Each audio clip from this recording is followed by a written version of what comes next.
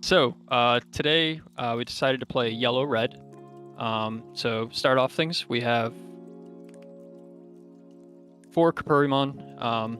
Red, for eggs doesn't have a lot of choices for anything with drawing cards or anything. So we just went for an increase on DP. It's really nice for some of our 2K bodies to go up to 3K so we can crash into Sayakos and sometimes live in security. But a lot of the time we're actually trying to die off of security so that way blue and green can't do their shenanigans. Next, we have four Gilmons, because drawing cards is just so powerful in this game. And again, being 2K, getting up to 3K, that's what I was talking about. It's just really nice card. It just really helps you find your pieces. Really big fan of this card. Next, for our rookies, we have four BT7 Flamemon. So this is the one that on play, reveal top four, search out a hybrid or a Takuya. And then it has an inherit of when this Digimon is deleted, play down a Takuya. I actually used the inherit a lot more than I thought I would today. There were some really cool plays I was able to do to go into Burning Greymon, swing, let it delete, and then play a Takuya from my hand. So really big fan of this card. It also helped me find the hybrids that I needed to push for game, just like what Boko does. At first, I was not playing this. I was playing the 3K DP Flamemon, but the 1K DP only getting up to 2K, a lot of the time it's dying. And again, we want that against the blue and green matchups. So really strong card. Our final rookies we have, we're playing two Boko. Boko's just really good, again, finding your Tamers, finding the hybrids, gaining the memory. So sometimes you can do some crazy plays where you can go into burning, play Inferno. You've only used one memory at that point, and then you have opportunity to play another hybrid or choke at one with a tamer. There's a lot of opportunity that Boko creates for you, which is just a very strong card. Most hybrid decks are playing, at least two copies of it. Next, we're playing four Zephyrmon. Zephyr is super strong, especially when you pair it up with the Inferno. Swinging 9K into this format's security, a lot of the time it's living and you're taking two checks. And then also boosting your own security by 3,000 when it's on top of a hybrid or with Zoe is just super strong. Really big fan of this card. I even digivolved a lot of the time over itself so I could get the extra draw. Yeah, it was great. Next, this one's going to be a little surprising. We actually cut down to only 3 Kazemon in the deck. We only have the 3 Kaze, so that way we could fit the burning. It was just kind of clunky having 12 hybrids. And then Kaze also, you're not really trying to swing in with the Kaze, with the Inferno, because it's only 8K, and there is level 5s in this format that are 8K. So we were trying to prevent that if possible. Next, one of the big stars of the whole deck is got to be the Burning Greymon. This card is insane for so many reasons. One, digivolving over a Flamemon, so that way you get the inherit of the Flamemon to play a Takuya. And then you get also to delete any Digimon that's 4,000 DP or less. And then also, when you play this on top of a Takuya gives you 2,000 DP, so he goes to 8,000. With an Inferno, he's now over 10,000. So the Takuya effect kicks in, where you actually gain security +1. The Atomic Inferno also gives you security +1. So you're now swinging 3 checks at 11K with Burning Greymon. This card actually, in a lot of testing, doomed me because I would just swing willy-nilly and not really think it out. And I would hit into like Hammer Sparks, and I would hit into Death Claws and things like that, because it's only a level 4. Death Claw actually hurts a lot. So being really crafty and when you're going to push with this card is really important.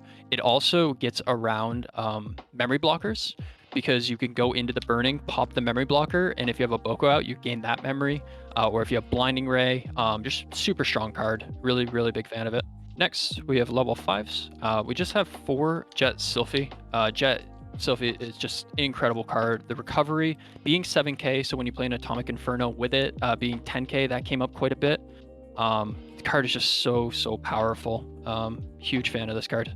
To pair up with the Jet Sylphie, our top end is just going to be actually 2 Seraphi. So surprising to a lot of people, every opponent was basically asking me how many hybrids I had in discard.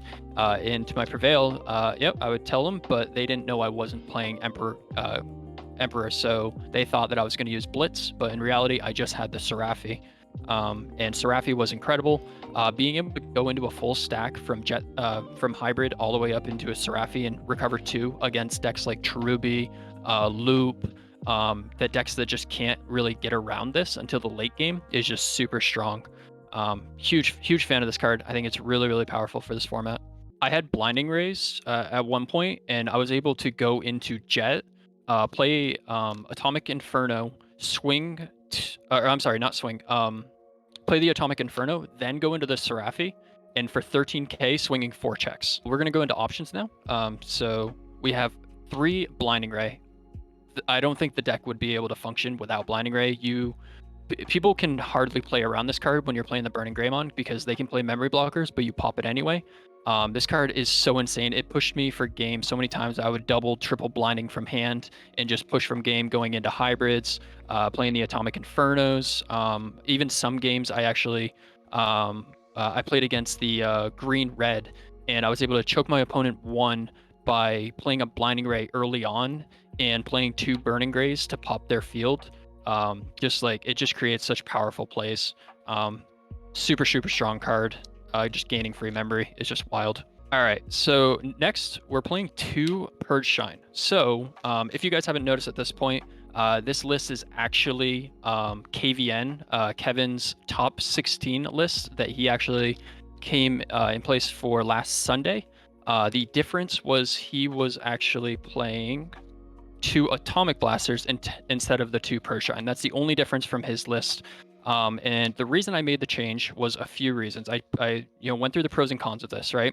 So Purge Shine is 1 cost less and it's yellow. A lot of the time I'm going to have a yellow card out, not necessarily a red, because it forces me to not be able to swing with the red first.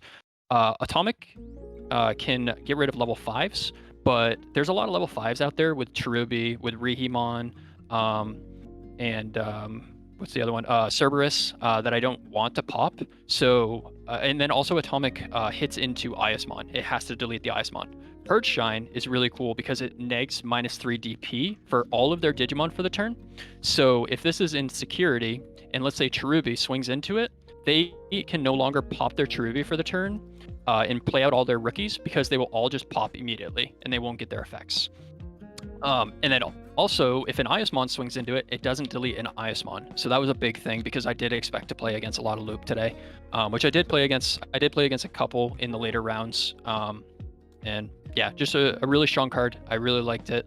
But yeah, KVN and I really went back and forth of what the play was: Gaia Force, Atomic Blaster, Giga Storm, or Purge. And I settled on Purge Shine, and I really liked it.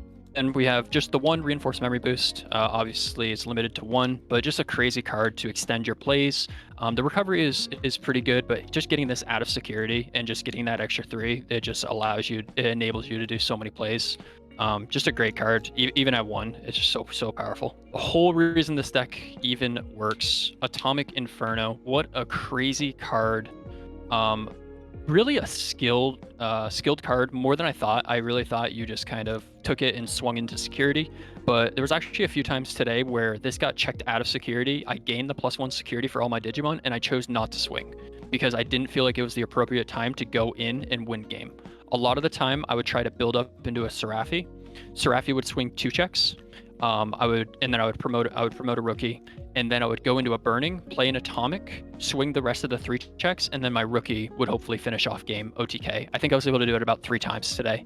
And then playing Blinding Rays to try to get around Hammer Sparks and Jack Raids and things like that the whole day. So definitely nerve-wracking, but such a powerful card. And when you can stack 2 of these on top of each other, I think there was one time where I stacked 2 on top of a Jet Sylphie. So Jet was swinging for 13k, 3 checks. Yeah, it just enables so many plays.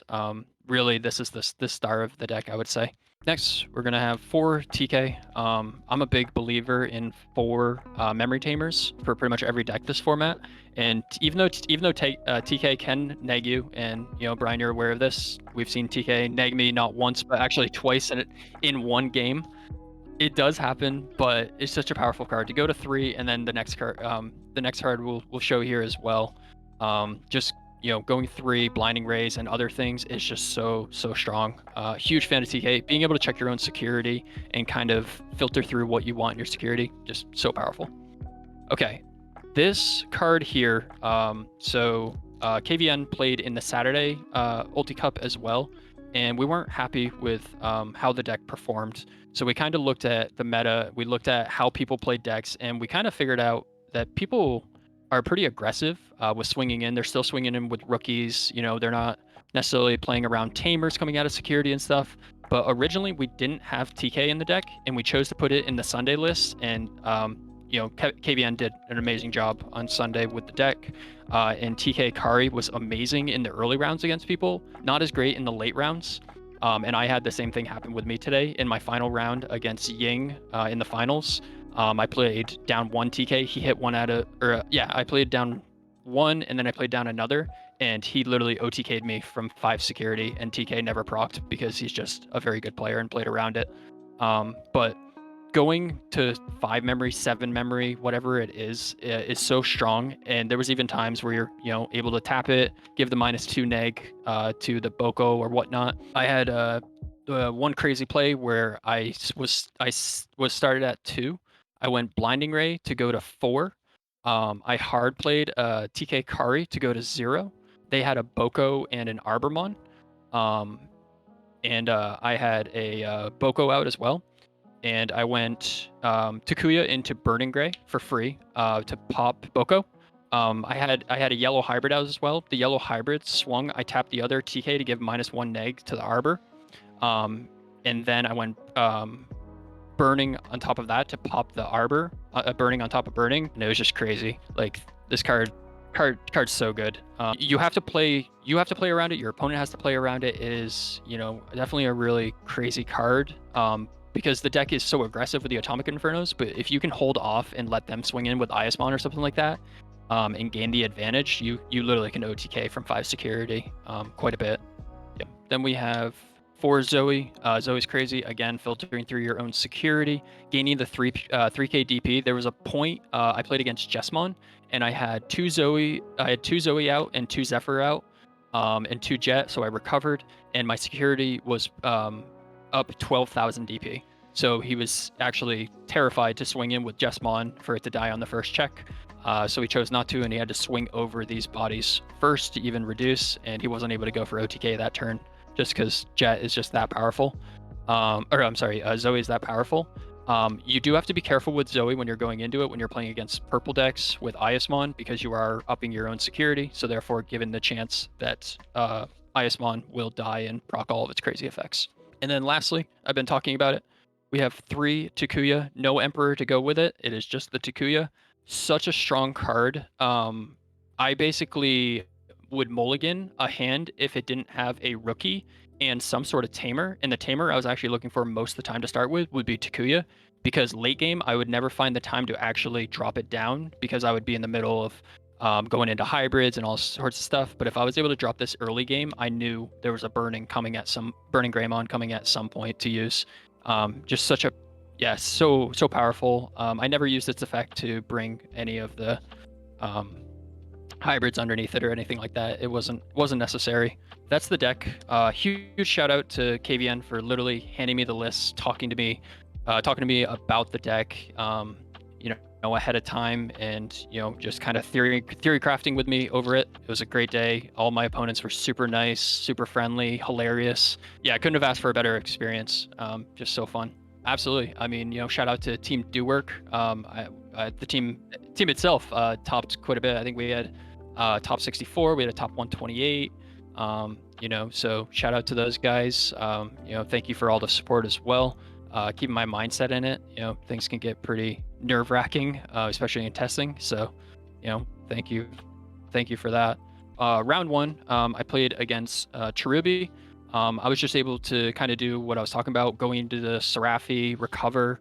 They weren't really able to do too much around that. You know, it was a good match. The game 2, I played against Purple Rush. I thought it would have been Loop at first. It wasn't until game 2 I actually realized that it was Purple Rush.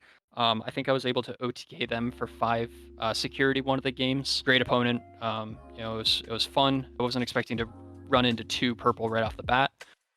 Game 3, I played against the green-red, the Christmas build, and we kind of just were trying to outpace each other, obviously, because we're both playing the Atomic Infernos, and I was just able to, you know, overcome on that one.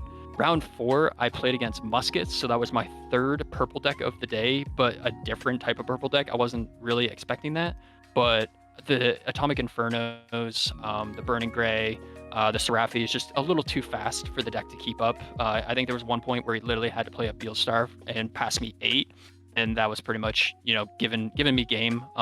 His Iasmons always literally had jamming. He was always hitting my 2Ks or my Tamers, so it went well in my favor. Round 5, I played against Jessmon.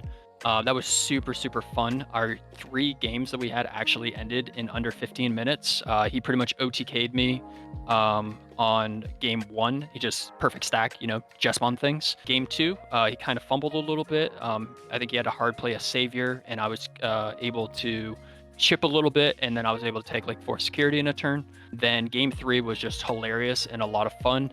I was able to OTK for 5 security 1 turn before he was about to OTK me. He had full Jessmon, he had it all ready to go, was really just able to push out, getting the second Blinding Ray I needed off of, I think, my Hybrid Evolution. Something you're probably noticing from the list so far, up until this point, I hadn't played against any blue. Blue owned 50% of the meta, pretty much the last 2 ulti cups. So this deck is kind of built to beat blue. But I did play against blue. It was a very close matchup. I think that one went to 3 games as well, and I was able to OTK for 5 security to end that one as well. I was able to Blinding Ray to play around 1 Hammer Spark. I just had to hope that it wasn't 2 Hammer Spark in the last 2 security checks like it was for testing for me the night before. Round 7, I played against Lilith Loop. I actually played against another Chance, which was just really cool. We were both undefeated, and having the same name was really cool. Great opponent, super fun. And I was just able to just kind of be a little bit faster than they were for the loop. And then round 8, I played against Ying, playing Lilith, of course. I knew what he was playing. He didn't really know what I was playing. I was trying to keep any edge that I could over him because just how good of a player he is, of course, and especially with Lilith Loop, we all know that. And he just kind of bodied me, to be honest. And that was the finals because the pairing below us actually was down paired, and the down paired won. So it stopped at 8 rounds, and because of that, Ying was able to take the whole championship. But yeah, I couldn't believe making it to the finals. And then because of ties, because it ended right there, there was 2 ties that finished above me, so I ended up finishing top 4, 4th place in total. But yeah, I mean, I couldn't be happier. Ying's a great guy. I'm very happy that he was finally able to take one of these. He deserves it. Thanks, guys. Take care.